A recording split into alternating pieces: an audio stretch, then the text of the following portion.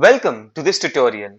In this video, I am going to demonstrate on how to view the items of line of business within an opportunity, how to specify the particulars of the same, and how to change the status of an opportunity.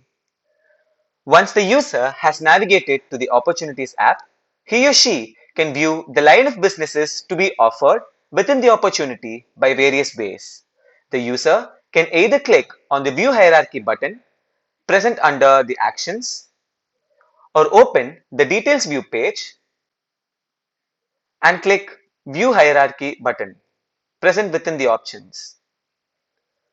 Once the line of businesses is displayed, the user can check the line of businesses to be offered and can fill in the total value, the hours to be spent, the shift,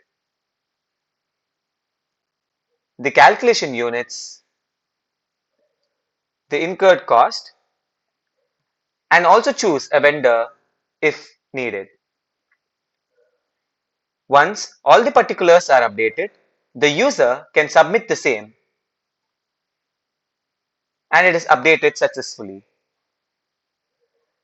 The status of an opportunity can be changed in multiple ways. First, through the landing page. Second, through the details view page, or else by using the edit opportunity option.